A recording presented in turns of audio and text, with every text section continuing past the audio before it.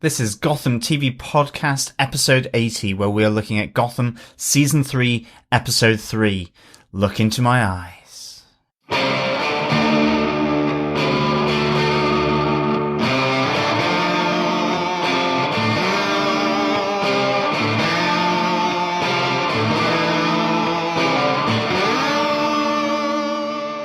Hey, this is Drew Powell. I play Butch Gilzine on Gotham, and you are listening to Gotham TV Podcast. Listen to my voice, no one else's, no peripheral sounds, but listen to the deep rhythms of my vocal tones. You are now completely relaxed and are listening to Gotham TV Podcast, Episode 80. I am one of your hosts, John. And I'm your other host, Derek. Welcome back. I like that, John. Yes, we are looking into one another's eyes on this audio podcast of Gotham, where we're looking at Season 3, Episode 3, Looking Into My Eyes, where we do get one of my favourites, Jervis Tetch. That's right. The Mad Hatter. Yeah, I forgot about this all the way back to our coverage of Gotham Central. Before Gotham even started, I remember you saying that that Mad Hatter was one of your favourite characters. Yeah.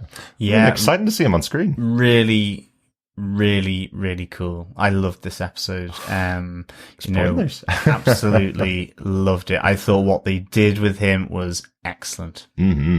Yeah, really loved what they did with this episode. Welcome back, listeners. Yeah, as John said, we're talking about episode 3 of Gotham Season 3. And obviously our spoiler-filled discussion will begin in a moment about this episode.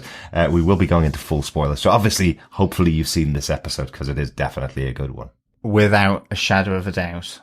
Love it. Love absolutely everything on this. Oh, interesting. I mean, to do with Jervis Tetch. Okay. I hasten to add.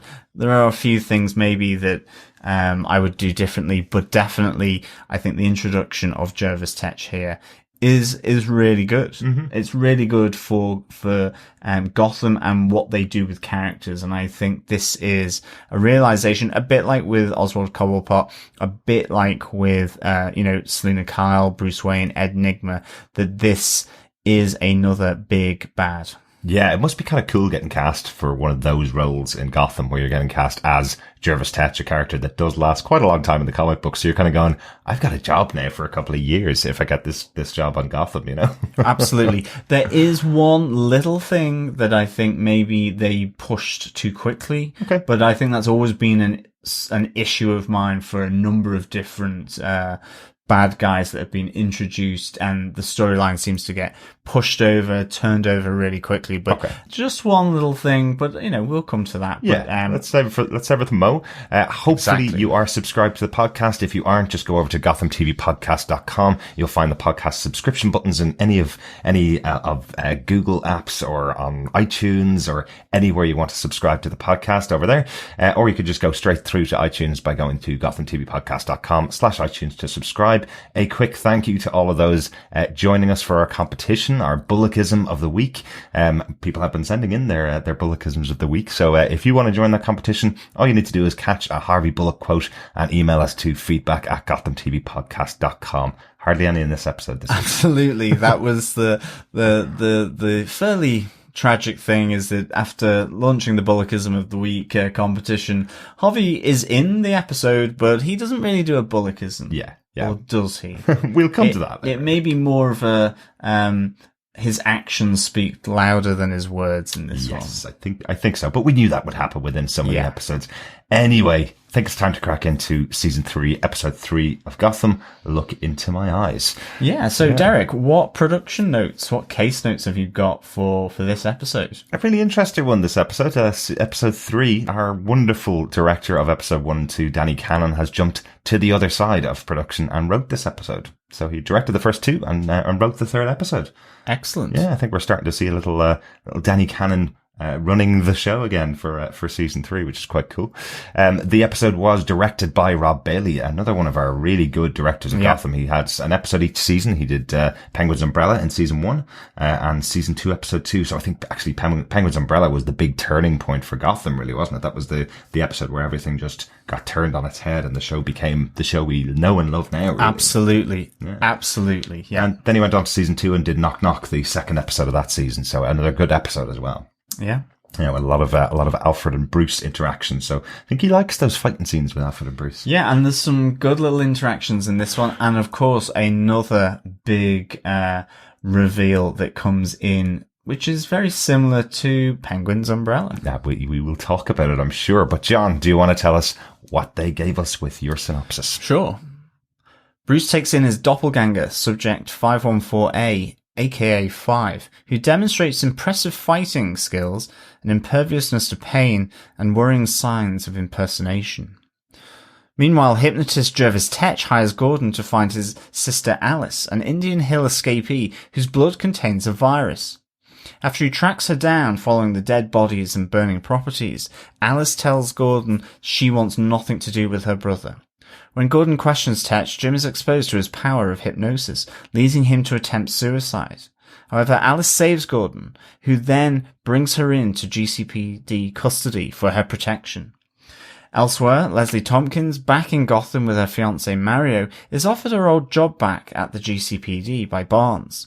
In the meantime, Cobblepot begins his plotting to replace Mayor Aubrey and run for mayor on a platform to ironically clean up Gotham's corrupt system.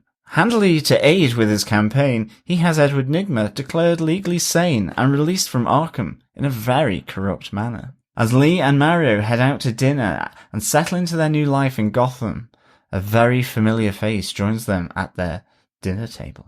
Mm-hmm. Oh, the revolving door of Arkham Asylum. Isn't it awesome? Absolutely fantastic. All you have to do is just put a big villain in there and they'll get out pretty soon. I think there's quite a lot of people that are still stuck in there since they got committed. But if you're a big enough villain and have killed enough people, you'll get out of Arkham pretty quickly, it seems. Well, it looked pretty chaotic.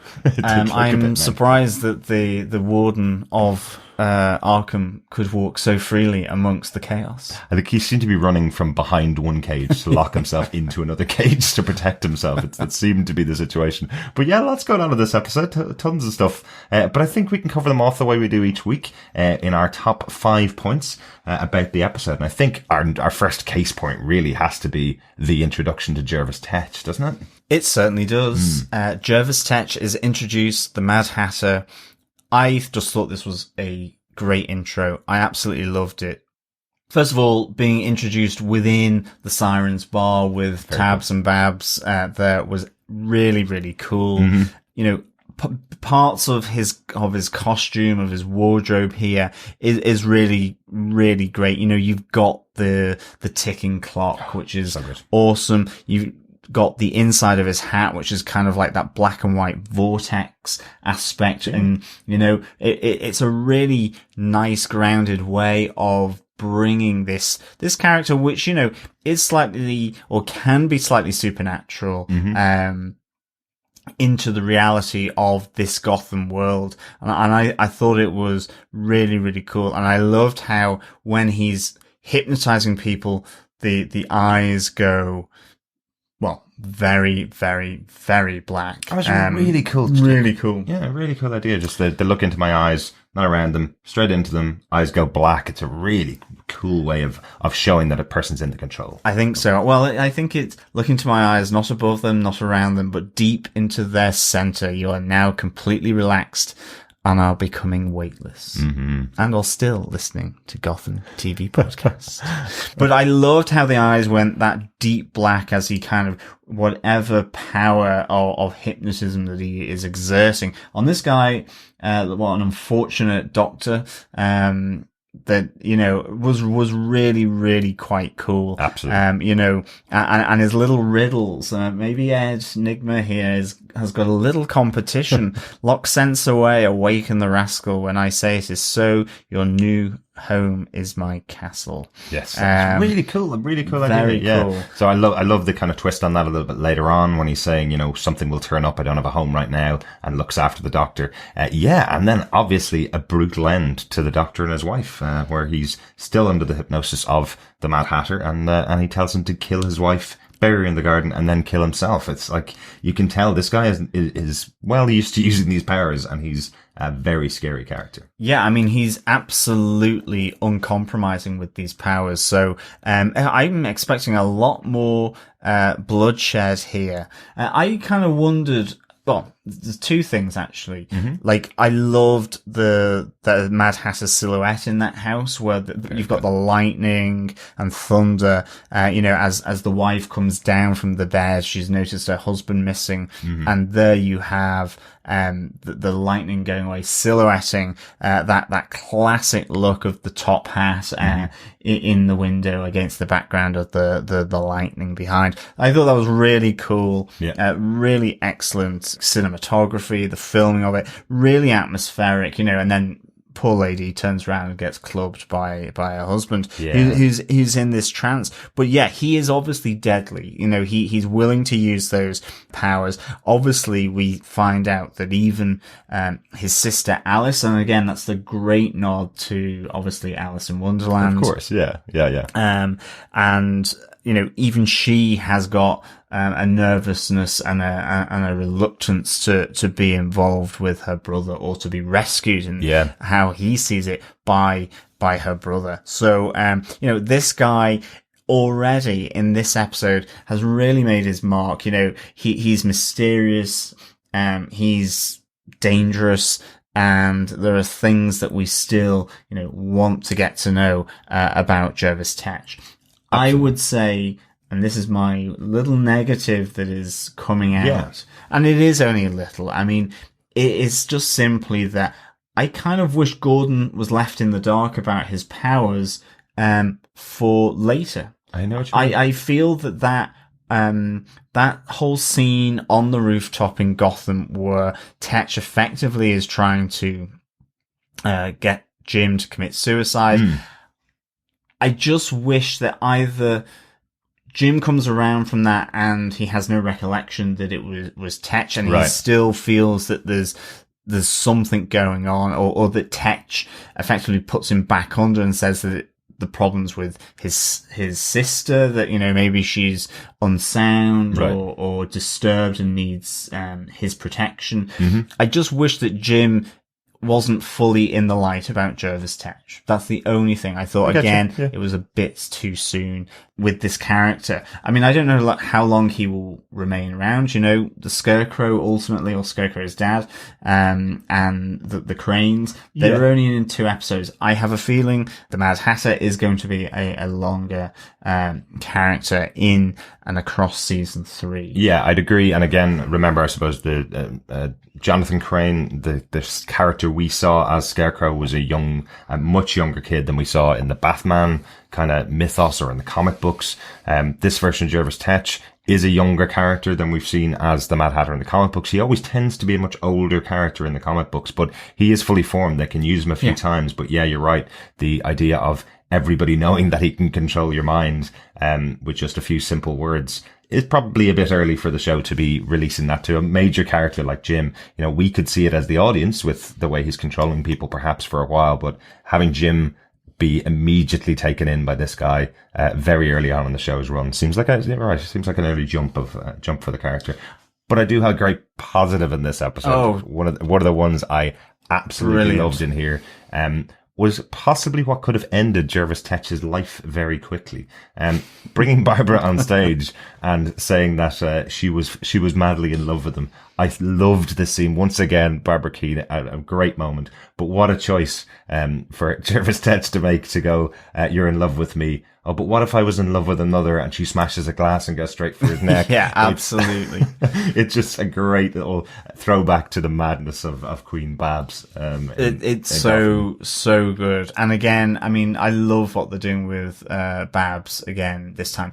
I do wonder, is Tabitha onto Jervis Tetch? She was kind of eyeing him up a bit suspiciously. I don't know whether it was just because he was, in her eyes, maybe doing magic. Yeah. Was it that she was, Barbara seemed to be enjoying his act more than she felt comfortable with? Or does she, as being a bad guy previously, does she, potentially sense the kindred spirit? I suspect it is just the first one, like, who's this crazy guy? But I felt there was a bit of suspicion there behind Tab's Tabbs's kind of looks and glances over at him. I did love how Barbara took it on board immediately and went, "Ooh, what a great power to have this person in my control." And I think Tabitha is kind of, yes, in your control, but for how long is kind of the attitude she has.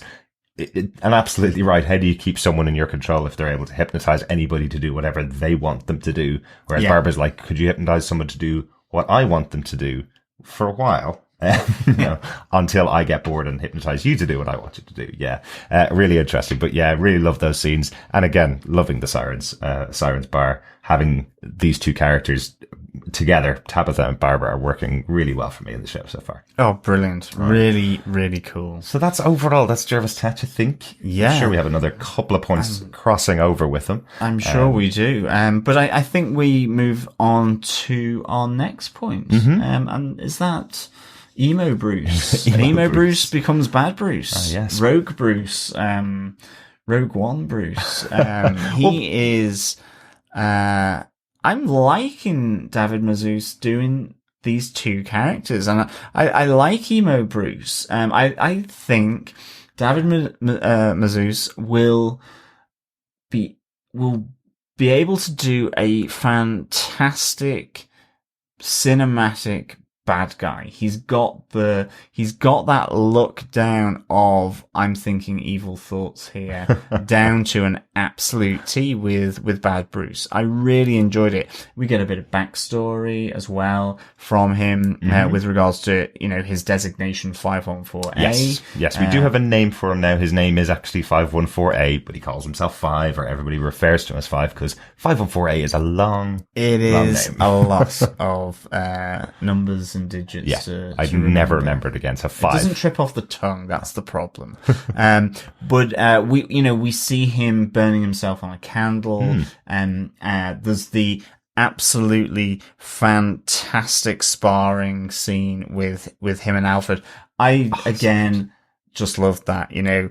It was sunshine, scar, and sparring. I loved Alfred's sunshine in the Cockney accent. Really, really cool. I love that he gets two really good right hooks from the doppelganger. And then Alfred gives him a good old punch now, a proper, army, he goes army on him basically, and really puts his training down and on the doppelganger. And we see, he's impervious to pain. He doesn't feel that pain like he would do normally. And he then also begins to go creepy Bruce with the improvisation, with the voice thing. I loved it. I thought that was almost horror-esque. I'm sorry. I'm sorry. But it was all, loved it. It was creepy. Him just looking through the door that's slightly ajar at real Bruce and Selina, who is broken in again to exactly. matter. As we mentioned last week, they definitely need some more alarms. Like Arkham, it's porous. Absolutely. Yeah.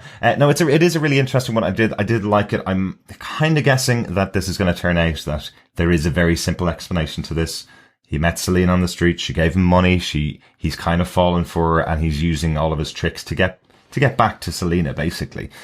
He doesn't seem as shy and retiring as Bruce would be. Bruce has taken, 3 years of knowing Selina, and they still have only had maybe 1 or 2 kisses.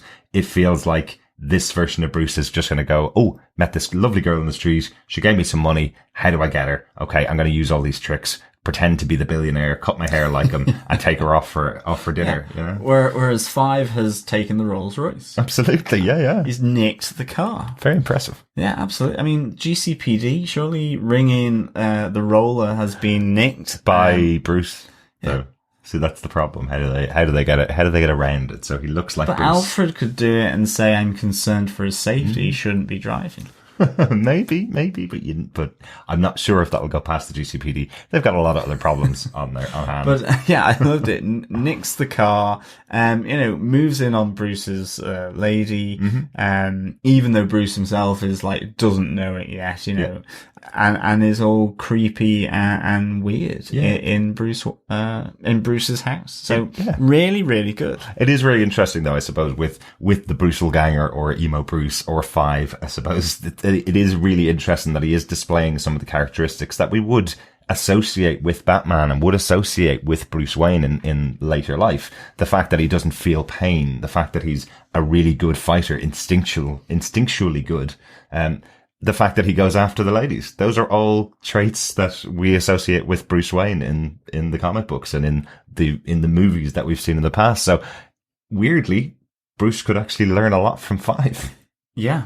You know? That is true. Yeah. He's super confident. He certainly moves into that role very, very quickly. Absolutely. So maybe there will actually be two sides to Bruce Wayne in this show. One of them will actually be Batman and the other one will be Bruce Wayne.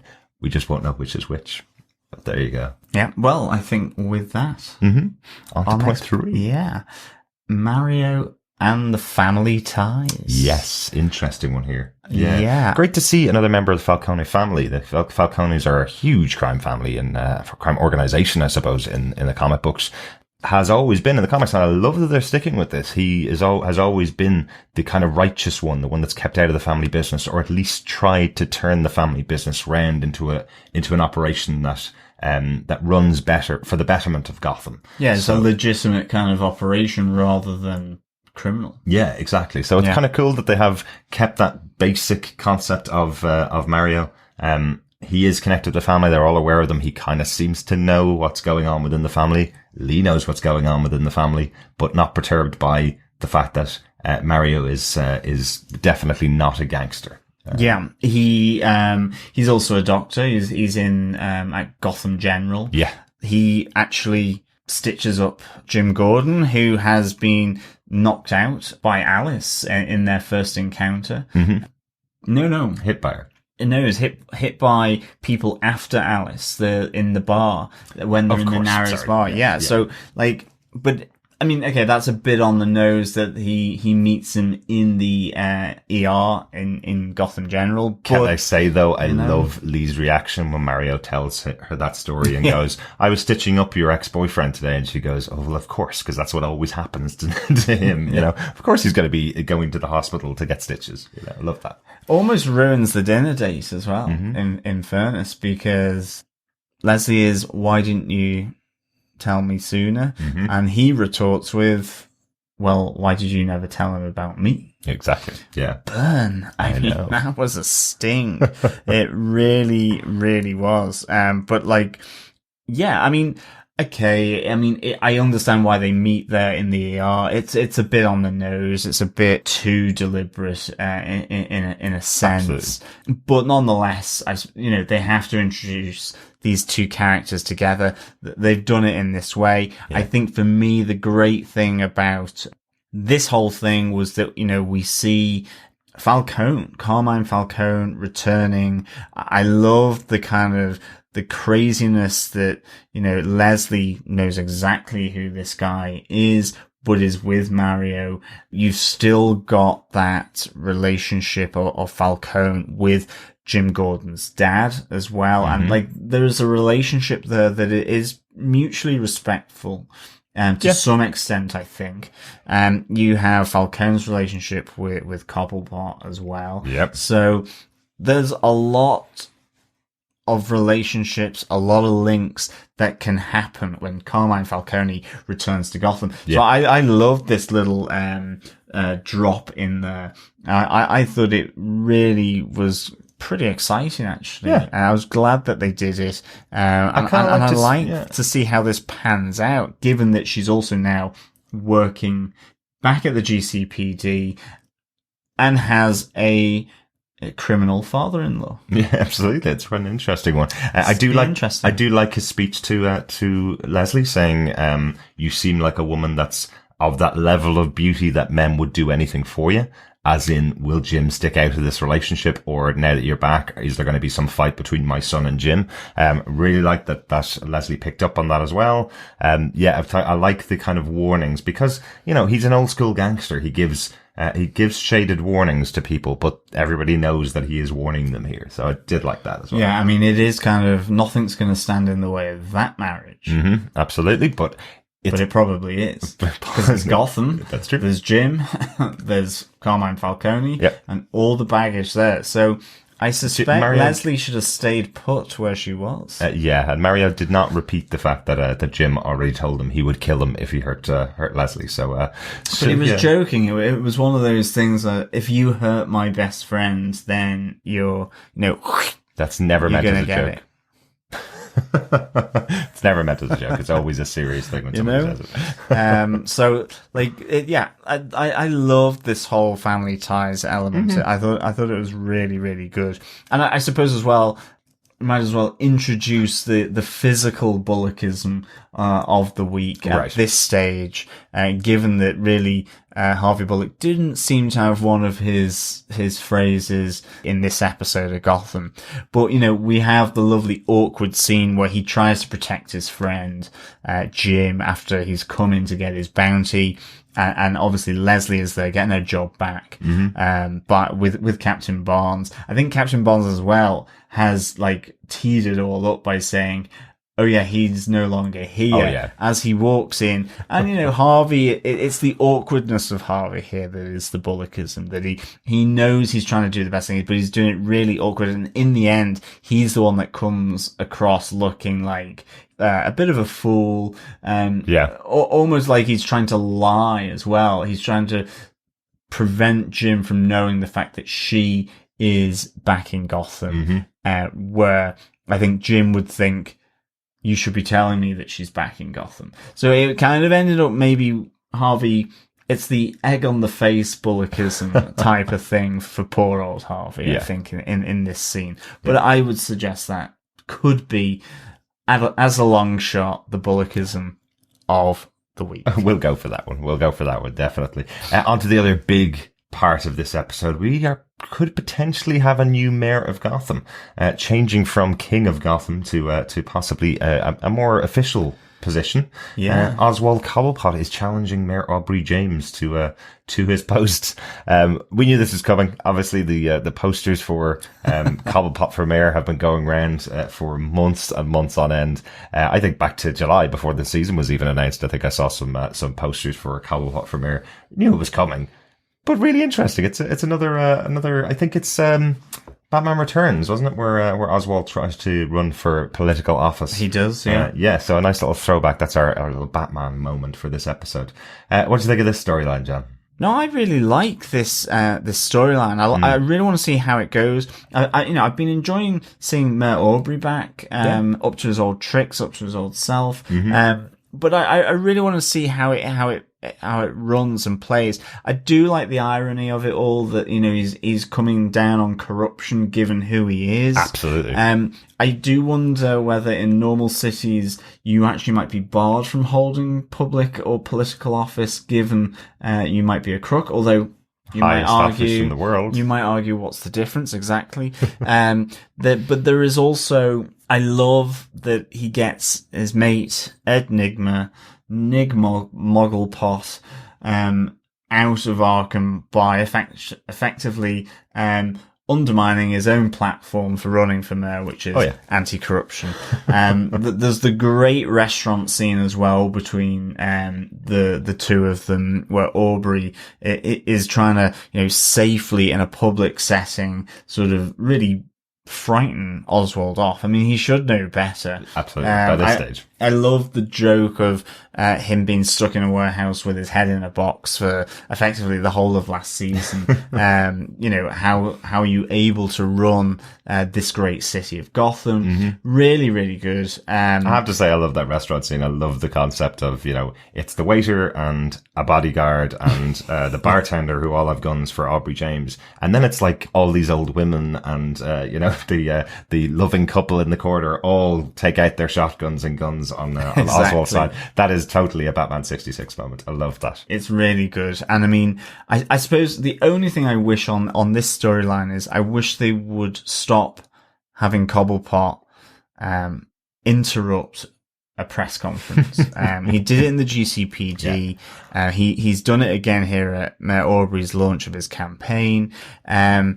Because it feels strange. Right. I feel as though Cobblepot, yes, he will do the public speaking and all that, but he won't. I mean, I don't know. I I wish they wouldn't use that device too often. I get everything stops for Cobblepot. Yeah. Really. Yeah.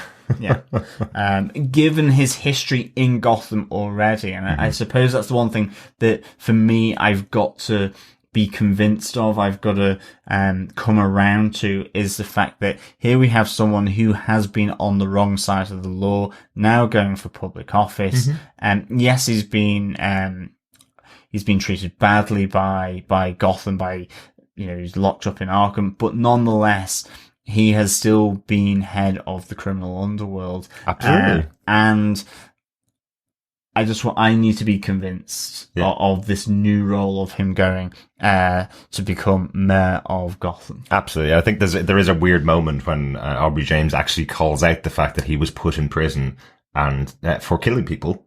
And Oswald's response is, oh yeah, by your system that you put in there. And it's like, well, not just Aubrey James's system, also the fact that the police arrested you for that and put you in Arkham Asylum for those murders. Yeah, you may have gotten out because it was signed off by Hugo Strange. Yeah, but you still broke the law. Yeah, absolutely. But I'm not too sure whether that argument will wash. But it's happening. I suppose a commentary on a real life situation in some ways on Gotham here, I think. Yeah, no, absolutely, absolutely, yeah. But with that one, I think we're on to our final point. Kind of has to be Alice herself, doesn't it? Yeah, Alice and her superpowers. Alice in Wonderland. This is a really interesting one. So she seems to have something wrong with her blood, something in her blood put in there. We think by Hugo Strange. She is one of the monsters. She's Indian Hill. She's been cited by Selina with Fish Mooney. Yeah. So yeah, absolutely. An Indian Hill experimental subject. Yeah. At one stage, I thought her blood. First of all, I thought it was her lips, almost a bit like Poison Ivy type of thing. Yeah. Where when the kiss from the landlord was being forced on her, and he was obviously then looked as though he was dying, so I thought it was poisoned lips or something. Yeah, almost a bit Snow Whitey sort of to an extent with the poisoned apple. Then I thought, because in the Narrows bar, he talked about the blood spilling on the bar, but the whole thing was burnt out. I thought, okay, is this like it goes on fire? So then I got slightly confused, but what we learn is that she is destroying anything that comes into contact with her blood because it contains a virus of some description. So she locks the landlord away to see how it reacts and then effectively kills him, then burns the apartment down with Jim there as well.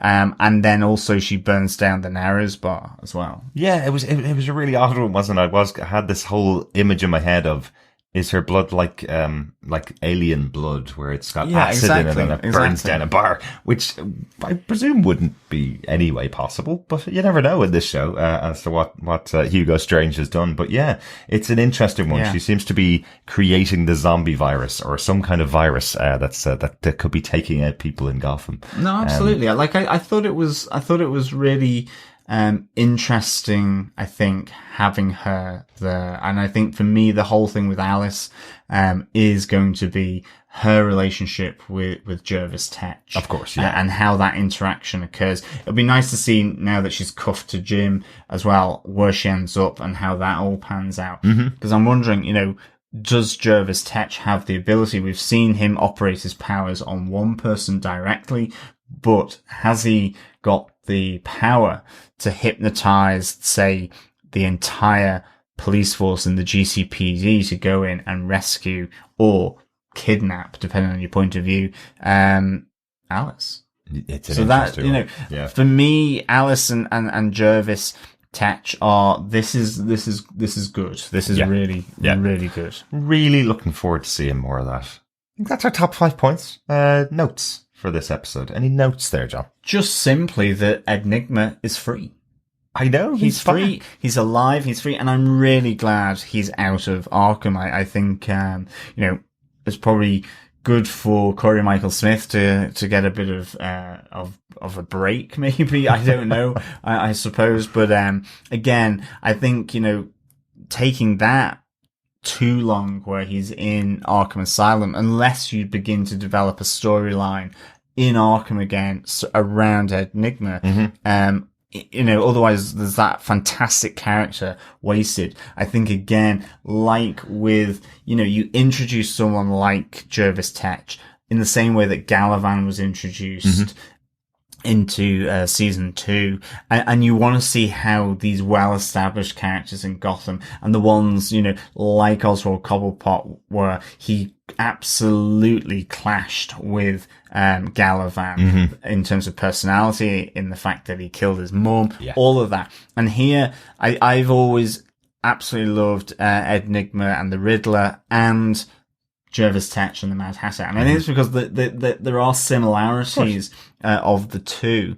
And I have a feeling there could be some really good differences of opinion, explosions of personality between these two. I definitely like to see them hope interact. so anyway. Yeah. I kind of, the only reason I would have liked to see Ed stay in Arkham is that I was kind of hoping he was going to become a little bit of a Hannibal Lecter character, that Oswald would be going to him, under guard and kind of be getting guidance from him from there. But it's really interesting he's going to be out. Obviously, it's exciting to see those two characters working directly together on a project, this time to get the campaign Oswald manager. as a mayor. Exactly. Yeah, really interesting. Butch Gilzean didn't seem hugely sold on the idea of Oswald being a mayor. It was, not really. It was very much, okay, I see where you're going with this, but can we not just run the bars and that kind of stuff? So it feels like Butch is still with the old school of gangsterism in Gotham. I think so. And you wonder, does he meet with Falcone and want to go old school again? I mean, it'll be interesting. And will he go back to his one true love, Fish?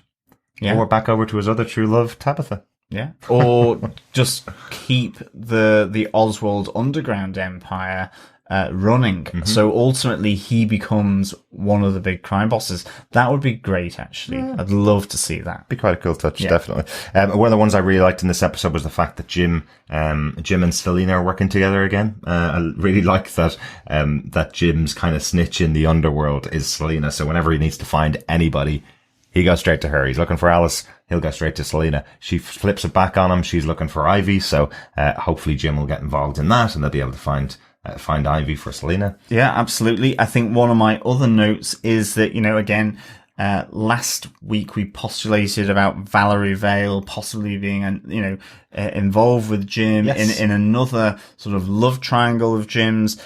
But no, Sting. Jim was stung. Oh, yes. Valerie probably got way too much sense and cop on to really stay around Jim. I loved it. It was kind of heartless, but probably you could understand her sort of saying, "See ya, bye." This was a complete one-off. Yeah, it just feels like that's not Valerie. It tells a lot about her character. She's not the kind of person that's just jumping into bed with someone to start a relationship. That's not her thing. But I loved it because I do feel as though, Jim has acted such the nightmare, I think, for anyone wanting the relationship. Absolutely. Any female, I should say, wanting the relationship, with Barbara and with Leslie, that I felt it was a bit of him getting a taste of his own medicine. But really good. Yeah, definitely. I think it's time to wrap up this episode of Gotham and our discussion about season 3, episode 3, Look Into My Eyes. John, overall, thoughts on this episode? You seem to be really high on this one. I really like this. There are a few things, as I said, a few negatives here for me, but they do not take away from the introduction of Jervis Tetch. For me, it's why I ultimately am giving this 4 Mad Hats out of 5. Nice. I love the introduction of the character. I love that he was so bloody, so dangerous, and just so creepy and weird, but clever, all at the same time. I loved how he was introduced, in the Sirens Club. I loved his costume. I loved all that aspect. Some really good, images of Jervis Tetch here. I love the Mad Hatter. I thought this was really played really well. Yeah. And, with his sister Alice, really, I just thought they nailed the character for this world of Gotham. I definitely want to say a huge shout definitely. out to Benedict Samuel, who came on board from The Walking Dead. Was the last time we probably saw him in season 6 of The Walking Dead, I think, where he played the main wolf, the chief wolf that was living in the town with Rick's group. A very creepy kind of evil character in that show, like really dark character. I wasn't expecting to bring the same kind of darkness and intensity into Jervis Tetch. It works really well for the character, though. I like the kind of darker side that we see, and the lighter side, him just being on stage, being, playfully doing some tricks to make a little bit of cash, and then going off and murdering a family to get their home. I kind of love the fact that he's able to play both sides of that. So a good bit of casting there for absolutely. For I think the developments with the doppelganger, with emo Bruce, becoming a bit more suspicious and worrying, at least for Alfred. And again, that whole boxing scene was just pure class. Every time these two, Alfred and Bruce, or emo Bruce, they get together, it is an absolute joy of Gotham. It really is. And Mario, the family ties, and Falcone, this is another bit of intrigue here that we're getting. A lot of things were revealed here, a lot of surprises, new characters, and obviously with Ed being released from Arkham now, this was a really great episode for me. This is pretty cool, definitely. Well, listeners, thanks again for joining us for this episode. Come back to us for episode 4 and make sure you send us in your feedback to feedback@GothamTVPodcast.com. Make sure you join us on Twitter @GothamTVPodcast, which is pretty much the place you find us for everything you need to find us for. Absolutely. So we have some feedback from Daniel Butcher again. We're told do not read this until after Christmas. It's now after Christmas, and we are well into Gotham at this stage. Well into 2017. He goes, "Hey boys, so Jim Gordon really has worsened as a person over the 3 years. Remember the idealism? Remember when he was a bright light against the grim of Gotham? Yeah, I don't either. Yeah, absolutely. I think, Jim has changed. He has lost his idealism, but maybe this is him plowing his hands into the filth in order to reignite that idealism at some point. Better be soon, because, Bruce Wayne's growing up. He's going to be Batman soon, so he really does need to even just get back into the GCPD at this stage. Yeah, he definitely needs a friend, and I think the thing about Jim is he came in trying to get Harvey Bullock back on side, back to the light side. Harvey was kind of another one of those kind of grayer characters heading towards the blackness before Jim pulled him back. It feels like Jim is heading towards the darkness now, and possibly the only person that's going to be able to pull him back from that will be an adult Bruce. Remember, the White Knight of Gotham also isn't around here at the moment. We still don't have Harvey Dent, the other member of that 3-person group that worked together. Jim was never supposed to be the Angel of Gotham. He was there as Gotham goes to hell in a handbasket, really, and that's where they seem to be going with him in the show. Yeah, Daniel goes on to say, "I'm still watching, but I sometimes feel that a non-Jim Gordon is walking around in a city full of Batman rogues." Yeah, I'm back to that. Was this always the plan, to make him really dark and then transform him back into Law and Order before the series finale? It feels like it. Yeah, it really does. I think I mentioned it on one of the earlier episodes, that the way I'm kind of seeing Gotham at the moment is almost like it's in a parallel universe, kind of like the way they've done it over on Flash. If you're watching The Flash at all, it's a parallel universe where Batman doesn't exist, and it's kind of easy to take the way that they're taking Gotham at the moment. It doesn't feel like there's any difference in this Gotham universe. Batman could step off a train and go straight after a lot of these rogues now. They are pretty fully formed, some of them. Yeah, absolutely. Daniel also goes on to say the Bruce doppelganger is becoming predictable. I almost expect the court to kill him, thinking it's real Bruce in about 8 months. And Mario is a Marone yawn. Interesting. So not as much fun in this episode for Daniel. No, not at all. I don't think. we've really enjoyed the Bruce Ganger at this episode. Look, if you're going to have a twin or a clone of one of the characters, this kind of stuff is going to happen, right?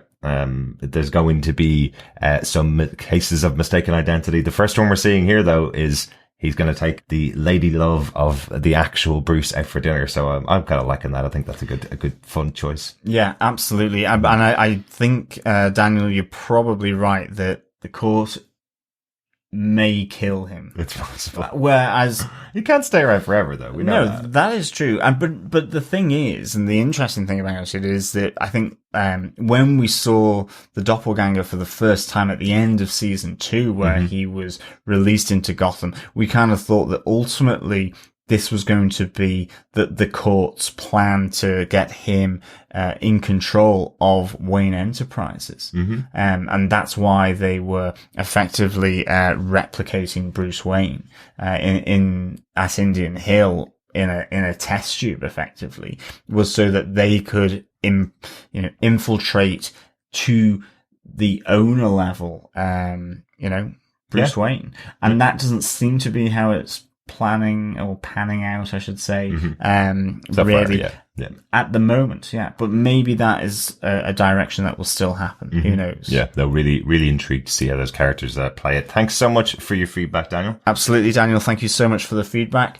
Again, as we said before, anyone who wants to send in any feedback, please just send it in to feedback@gothamtvpodcast.com, or you can leave comments or messages on our group, on our page. Just search Gotham TV Podcast on Facebook. Yeah, exactly. Thank you so much for joining us again. I think I'm going to go off and find a good hypnotism show. Absolutely. Look into my eyes. Not around the eyes, but look into my eyes. I'm going to watch Little Britain again, where that comes from. I love it. That's obviously the reference from Danny Cannon, isn't it? It must be. Maybe it's not. I'm hoping it's not, because actually I kind of went off Little Britain by the end. But yeah, I reckon so. But I must say, the signature call of Jervis Tetch, "Look into my eyes," is fantastic, as they go a very, very dark shade of black, inky black. But I think with that, thank you again so much for listening, and we will speak with you next time. Yes, we'll speak to you next week for episode 4 of Gotham season 3. Thanks Absolutely. so much. Thank you. Bye.